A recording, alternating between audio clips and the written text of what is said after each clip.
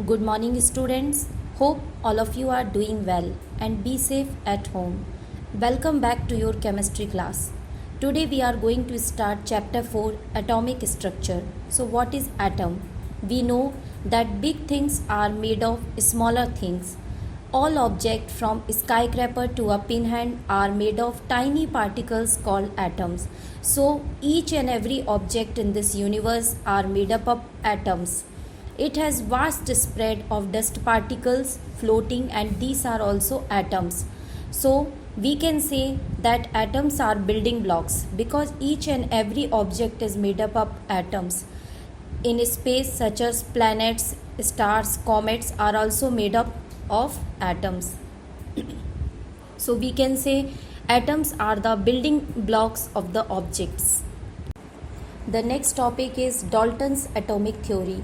John Dalton proposed the atomic theory on the basis of law of conservation of mass. All of you know that what is the law of conservation of mass? Matter neither be created nor be destroyed. Only there is a rearrangement of molecules. We cannot create the matter or we cannot destroy the matter. So this is the law of conservation of mass. So there are some postulates of the Dalton's theory, which is each element is composed of extremely small particles called atoms. So in previous slide we have also studied that each object is composed of a small particle, that is atom. So atom is the smallest particle of an element. Atom of a particular element are like but differ from atoms of other element. So in particular element atoms are similar but they differ from the atoms of another element. Atoms are indestructible, means atoms can neither be destroyed nor be created. Atoms of various elements take part in the chemical reaction to form a molecule. We know that atoms take part in the chemical reaction. So in short, we can understand atom is the smallest particle of an element which can take part in chemical reaction. John Dalton invented symbols for the atoms of the element. He used these symbols to write formula for compound. So here is the diagram. You can see in this diagram, John Dalton represent some compounds by formula. So John Dalton has also given some formulas like water. You can see what is the symbol for water. Two circles are there, and ammonia, carbon dioxide, nitrous oxide. So there are some compounds, some symbols of compound which is given by John Dalton. Dalton was the first person to realize the importance of writing chemical formula. So this is very important that John Dalton is the first person who realized the importance of chemical formula. Today we no longer use these symbols, but chemical formula are still in the heart of the chemistry. So today we don't use these symbols, but chemical formulas we use in the chemistry. So chemical formulas also given by the John Dalton. So there are the main postulates of the John Dalton, and all of you have to remember this. The next topic is modern atomic concept. So we have already studied Dalton's atomic model. So there is a drawback of Dalton's atomic model, that Dalton could not explain why atoms of an element differ in their masses. He say that atom is indestructible and indivisible. We cannot divide the atom. But according to the modern concept, atom can be divided into proton, neutron and electrons. So what is electron? The fundamental nature of cathode ray particle was established by J.J. Thomson. So J.J. Thomson discovered electron. So this point is very important here, that J.J. Thomson discovered electrons. He found that the particle which comprise cathode rays are nothing else but fast moving electrons. So there are certain characteristics of electrons. The mass of an electron is about 1 upon 1840 part of the mass of a hydrogen atom, and the electron is found to carry 1.602 into 10 raised to the power minus 19 coulomb of negative charge. So coulomb is the unit of the charge, and electron carry, this is very important, that electron carry 1.602 into 10 raised to the power minus 19 coulomb of negative charge. So electron is negative charge particle and electron is discovered by J.J. Thomson. So how he discovered atom? He found the nature of the cathode ray particle, and by cathode ray particle he found that the particle which comprise cathode rays are nothing but fast moving electrons. So in cathode rays he found the electrons. So it is very important. Then we come to the protons. So Goldstein discovered proton. All of you have to remember this, the discoverer of electron, proton and neutron. I have already told that electron was discovered by J.J. Thomson and proton is discovered by Goldstein.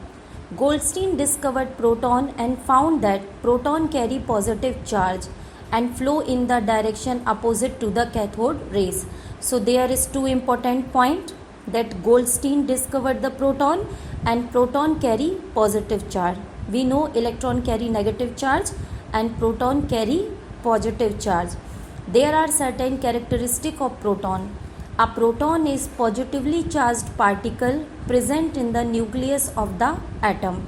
We know that in nucleus of the atom there is a proton and neutron. Two particles are there, proton and neutron.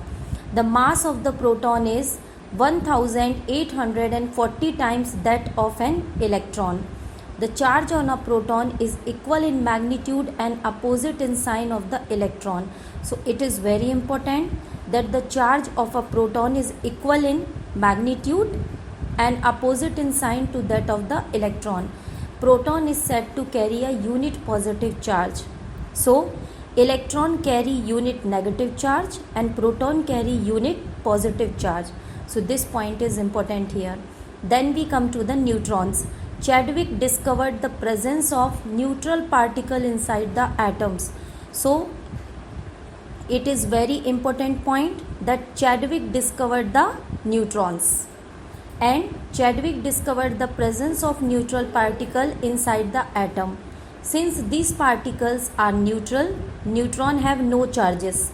Neutrons are neutral particle. Hence these were named neutrons. So neutron present in the nucleus of the atom and it is neutral. It has no charge. There are certain characteristics of neutron. Neutron carries no charge. It is neutral particle and present in the nucleus of the atom. The mass of a neutron is nearly equal to the proton. So the mass of the neutron is equal to the proton. The relative mass of neutron equal to 1 AMU and the absolute mass of the neutron 1.6 into 10 raised to the power 24 gram. So this is the absolute mass of the neutron. The next model is plum pudding model. The plum pudding model given by J.J. Thomson in 1903. In his model, he considered atom to be a sphere of positive charge where negatively charged electrons are embedded in it. The positive charge on the sphere equal to the negatively charged electron. As a result, atom remains neutral. So in this diagram you can see this is the plum pudding model of J.J. Thomson. So in sphere there is a positive charge, you can see. In sphere there is a positive charge and the negative charge embedded in it. You know that proton carry positive charge and electron carry negative charge. So positive charge equal to the negative charge, that means atom is electrically neutral. So this is the model of J.J. Thomson's pudding model. Now we come to the characteristic of electron, proton and neutron. We compare the characteristic of electron, proton and neutrons. So first, symbol. The symbol of electron is E minus, proton P and neutron N. Nature, electron is negatively charged, proton is positively charged and neutron is neutral. Neutron has no charge. Relative charge -1. We know electron carry -1 unit charge, proton +1 unit charge, and neutron 0. Absolute charge 1.602 into 10 raised to the power -19 coulomb in proton, 1.602 into 10 raised to the power -19 coulomb, and in neutron 0. Relative mass 1 upon 1840, proton 1, neutron 1. Then absolute mass 9.109 into 10 raised to the power -28 gram. In proton 1.67 into 10 raised to the power -24 gram. In neutron 1.67 into 10 raised to the power -24 gram. So you can see the properties of the electron, proton and neutron, and we can compare the characteristic of electron, proton and neutrons. The next theory is Rutherford's gold foil experiment. It is very important experiment. Rutherford has done his experiment on gold foil. So what did he observe? Rutherford took a very thin gold foil and bombarded alpha particles on it. So what did Rutherford observe?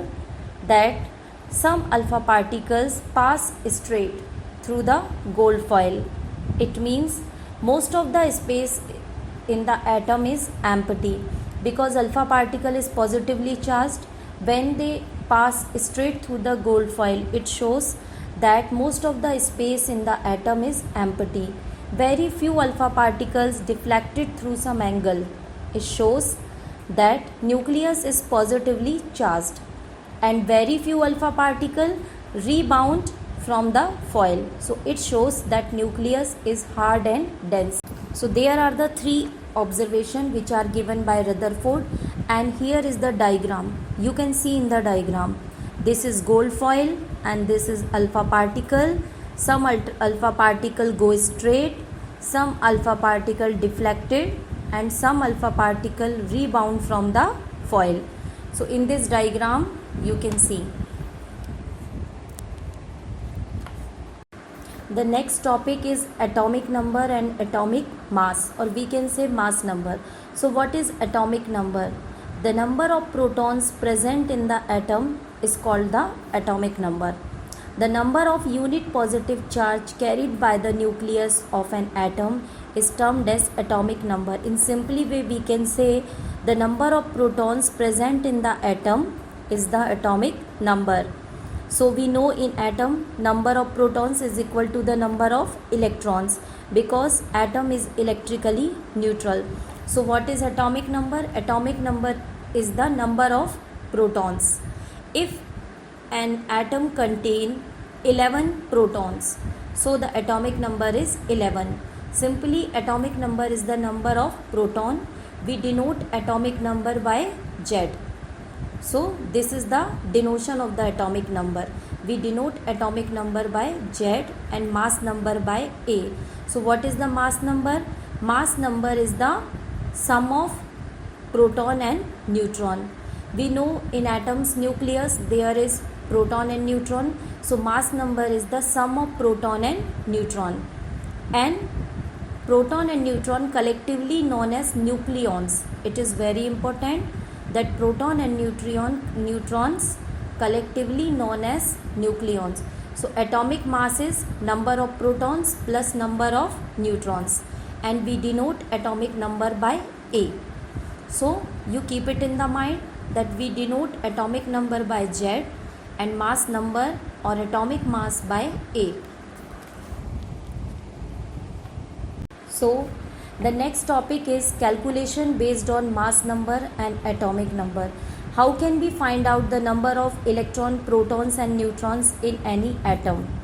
If there is an atom and we know the atomic number and atomic mass, so how can we find out the number of electron, protons and neutrons?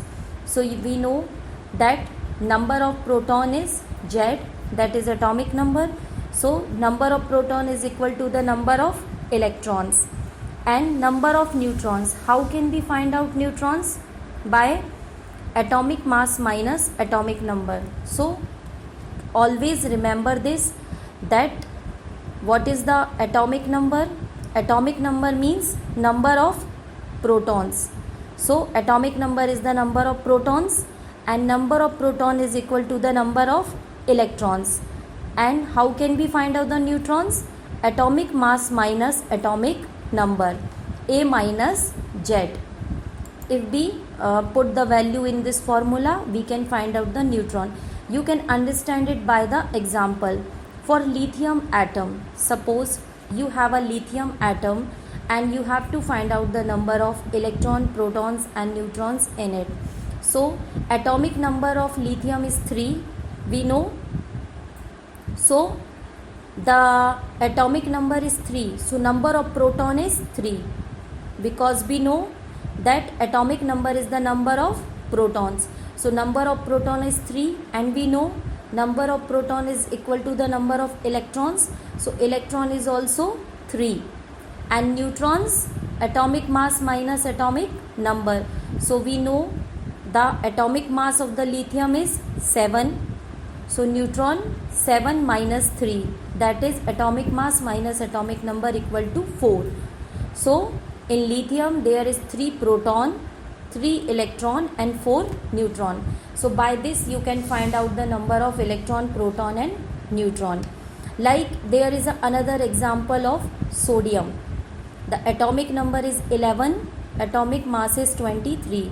So we know the atomic number is the number of protons. So number of proton in sodium is 11, number of electron is 11, because proton and electron is equal.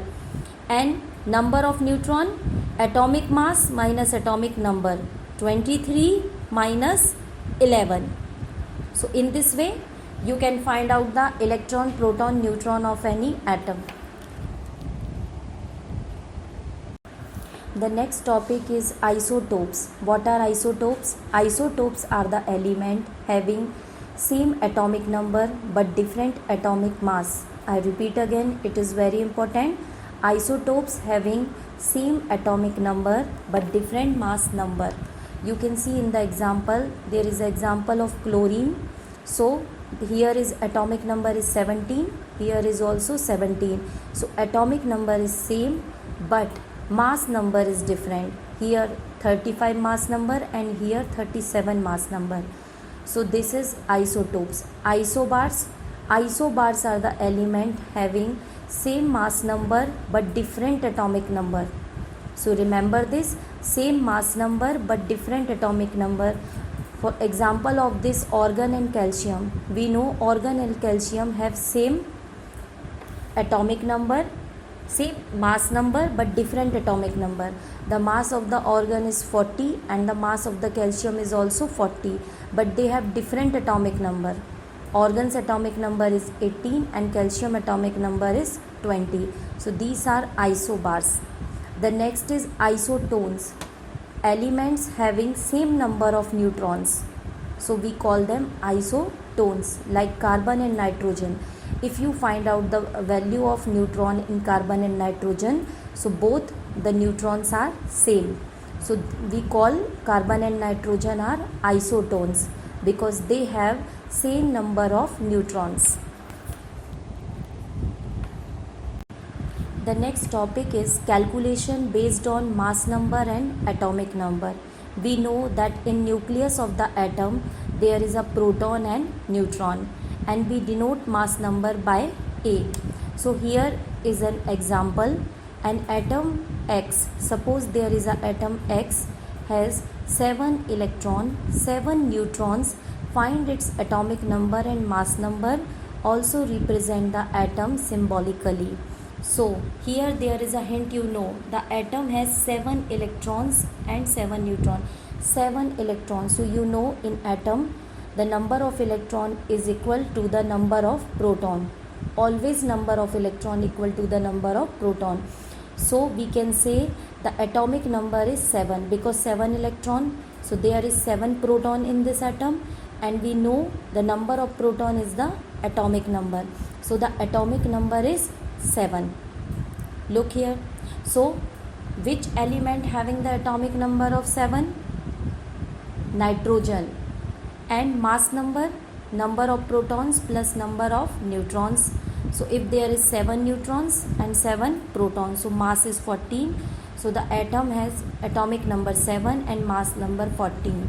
So what is the element? The element is nitrogen. We can find out easily. If we can find the number of proton, electron and neutron, so we can find the element. And you see in the example, this is very easy to find out the number of electron, proton and neutron. So this is very easy to do. Just clear your concepts. How can we find out the number of proton?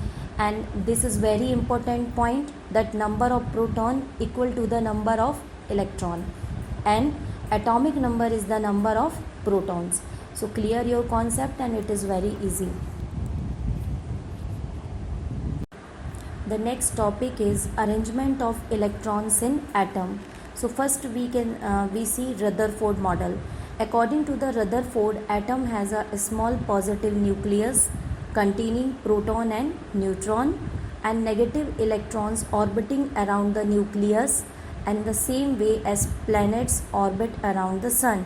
So what is Rutherford say?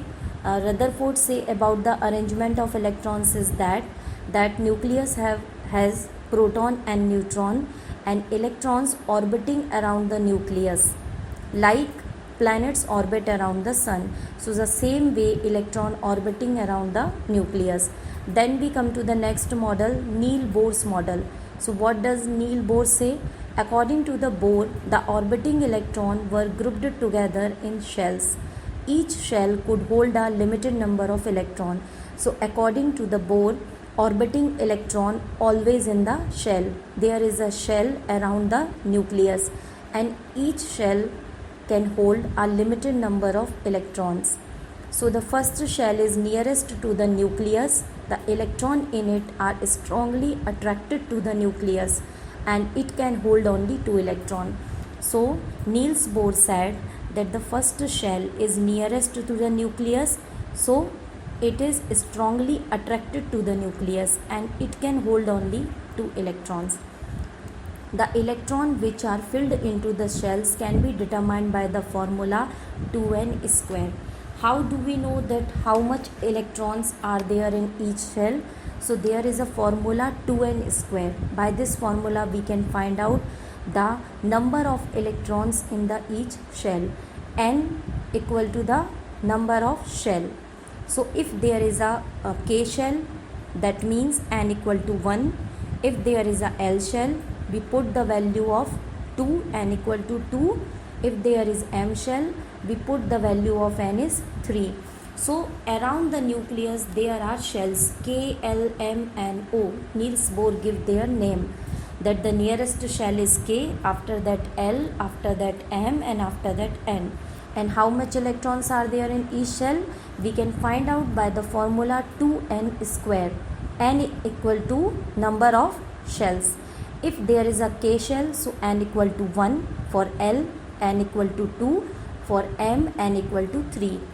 We put the value in this formula, so we find out that in K shell maximum there is 2 electrons.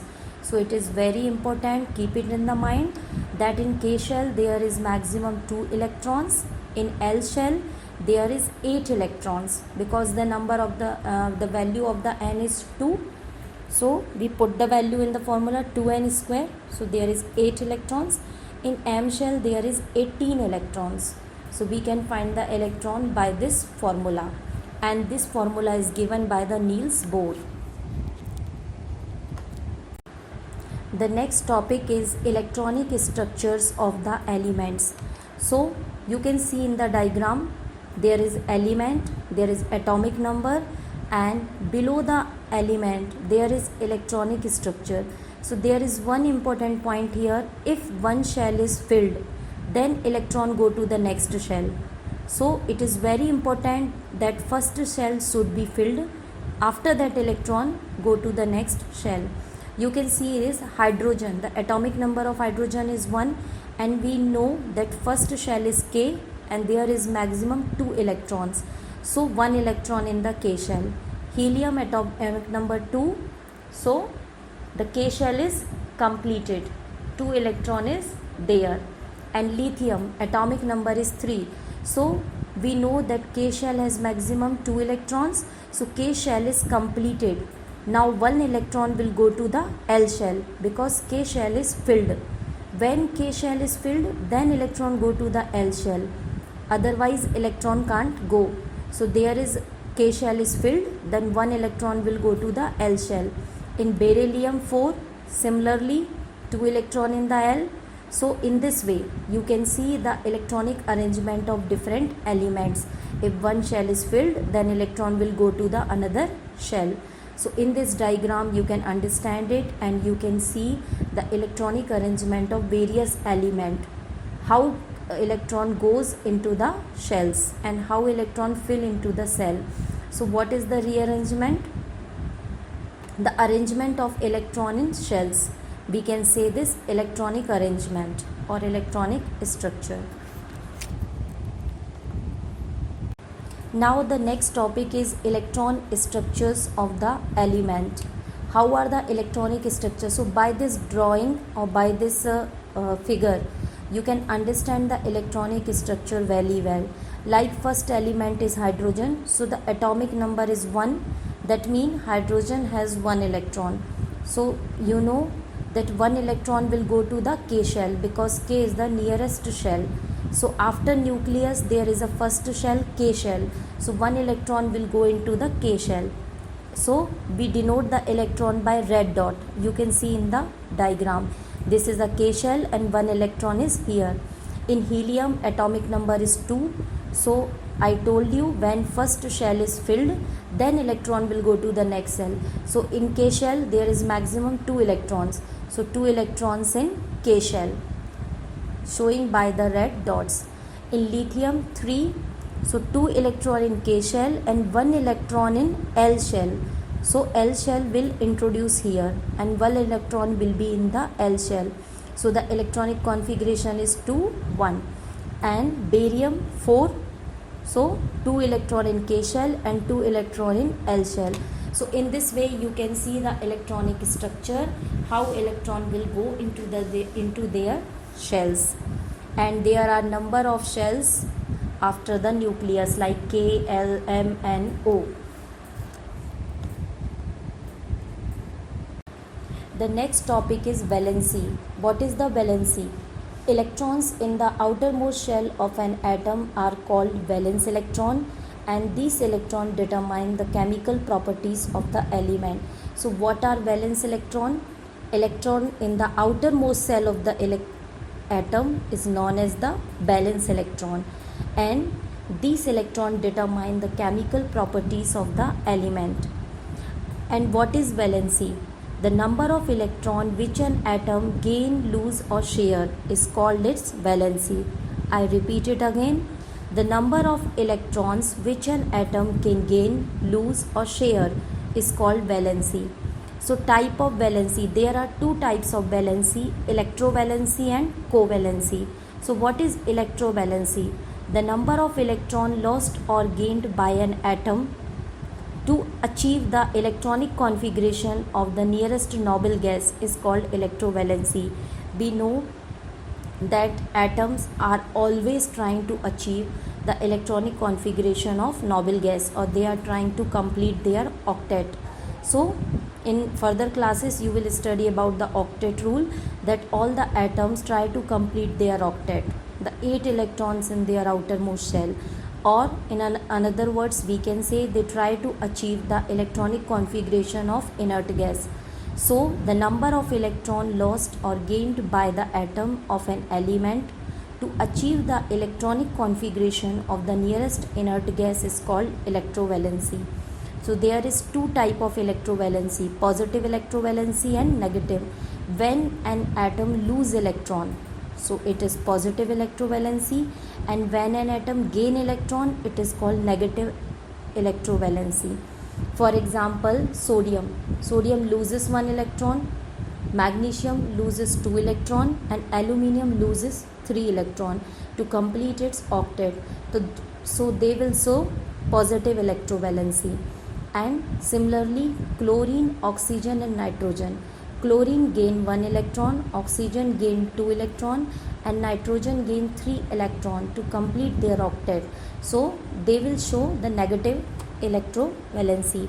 So the main point is here, when any element lose electron, it will show positive electrovalency, and when an element gain electron, it will show negative electrovalency. And what is covalency? The number of electrons shared by an atom to achieve the electronic configuration of inert gas is called covalency. It means the number of electrons shared by the atom to achieve the electronic configuration of inert gas. We called it covalency. Like example of covalency is, atom shares 1 electron, then its covalency will be 1. So it is very important. If an atom share 1 electron, its covalency is 1. If an atom share 2 electron, its covalency is 2. So in this way we find out the covalency of the atom. Then the next topic is chemical bonds. What are chemical bonds? The bond which is formed by sharing, losing or gaining of electrons in order to achieve stable electronic configuration is known as chemical bond.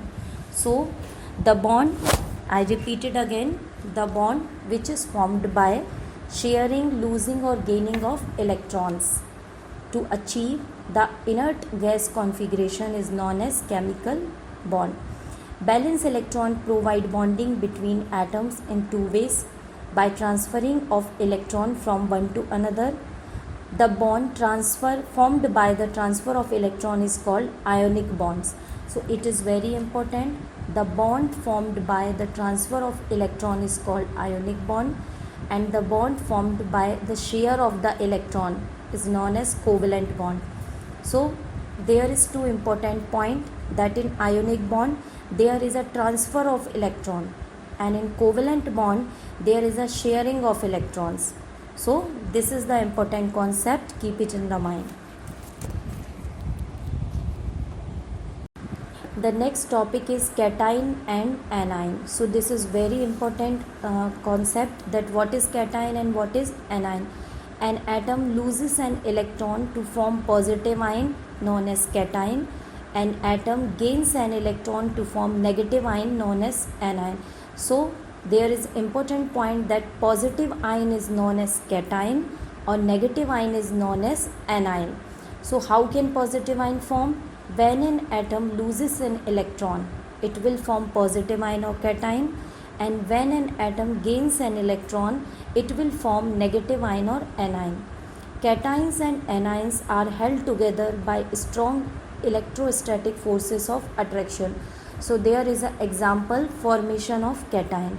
How cation will form? So there is a magnesium, you can see in the diagram, the electronic configuration is 282.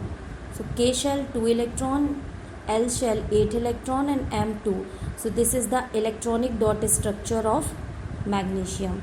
So I told you before that every atom try to get the electronic configuration of noble gases or try to complete its octet. So magnesium, there is a 2 electron in the outermost cell. So if magnesium loses 2 electron, it will complete its octet and it will achieve the electronic configuration of the noble gas neon. So what, magnesium will loses 2 electron and convert into the magnesium ion. Because it loses the electron, it will convert into the positive ion or cation.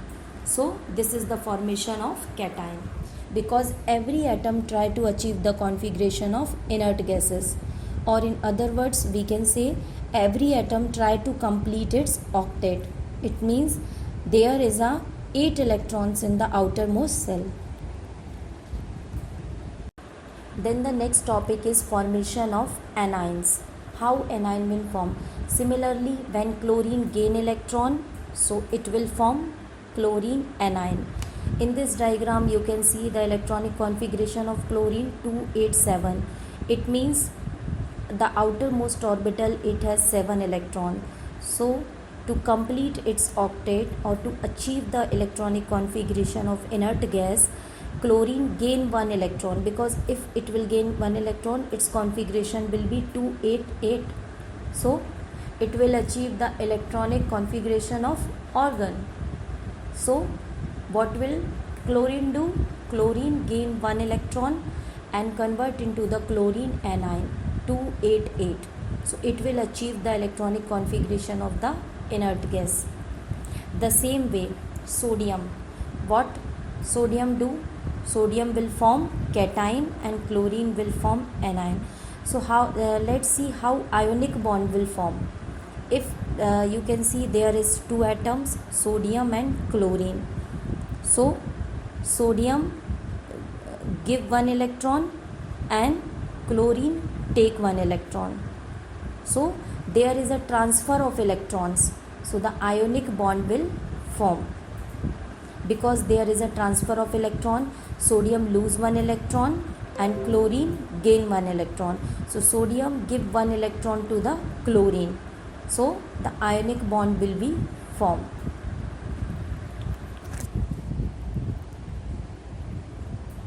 Then the next point is covalent bond. Covalent bond are formed by the sharing of the valence electron. So covalent bond is generally expressed as a line. So it is very important. How can we express covalent bond? Covalent bond is expressed by a line. Each line represents a bond. One line means 2 electron. So one line means there is a 2 electron. The number of lines signifies the number of bond. The number of bond varies. Like hydrogen, you can see in the example hydrogen. So they share 1 electron. You can see in the diagram both of the hydrogen share their electrons, so they share 1 electron. So there is a one bond between hydrogen and hydrogen, because one line means one pair of electrons. I know that the bond expressed by the line and one bond is the one pair of electron. In the example of oxygen, you can see there is a oxygen share 2 electrons. So there is a 2 pairs of electrons. So there is a double bond between oxygen and oxygen, because one bond means one pair of electron.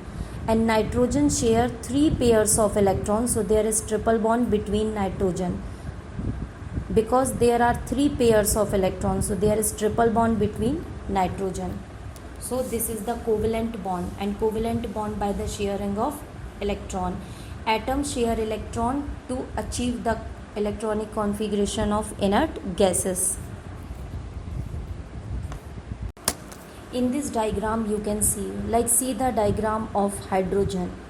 So there is a outermost shell, hydrogen has 1 electron, and in covalent bond sharing of the valence electron, that means the electron of the outermost cell. So hydrogen have 1 electron in the valence electron, so they share 1 electron. In oxygen there is a 6 electron in the outermost cell, or we can say 6 valence electrons. So oxygen need 2 electron to complete the octet, so it will share 2 electrons. And nitrogen similarly 5 electron in the outermost orbital, so nitrogen need 3 electron to complete its octet, so it will share 3 electrons and be represented by the bond. So in this way they all are complete their octet. Now the next topic is difference between electrovalent and covalent compounds. So the first point is that the compound formed by the transfer of electron is known as electrovalent, and the compound formed by the sharing of electron is known as covalent compound. Electrovalent, they consist of ions and therefore also called as ionic compounds. So we know that by transfer of electron, ions will form cations or anions. So electrovalent compound are also known as ionic compounds. They consist of molecules. They have high melting and boiling points. They are non-volatile compounds. They have usually low melting and boiling points. They are volatile. Electrovalent compounds are usually crystalline solid because they are held by strong electrostatic forces. So electrovalent compound are crystalline solid. Covalent compounds are usually liquid or gases. Electrovalent compounds conduct electricity in their molten or aqueous state. Covalent compounds do not conduct electricity, therefore act as non-electrolytes. They are usually soluble in water but insoluble in organic solvents like alcohol, benzene, acetone. Excepting few like glucose, urea, sugar, they are usually insoluble in water but they are soluble in organic solvent. So these are the main differences between electrovalent and covalent compound. Students, here we have completed the chapter 4. So go through it carefully and try to learn the new concept which we have used in this chapter, and do your work on time. Focus on your studies. Thank you. Have a nice day. Take care.